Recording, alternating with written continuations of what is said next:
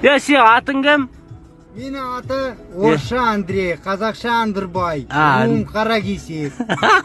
Алға қазақтар, арақ ішпесен алысқа барасың. Адам боласың. Коронавирус кетті, бір айқайлап. Коронавирус қашып кетші. Бізге тиме. Біздің жерімізге тиме. Давай. Сау болыңдар, мені көрген адам. Ана тіліне тағзым. Ана тілі біздің туған анамыз. Анамыздай сыйлап бағып қағамыз. Ана тілін бағаласақ қалай біз, өзіміздің сондай болмақ бағымыз. Ана тілін кім аялай білмесе, анасынан безген ұл деп қараңыз.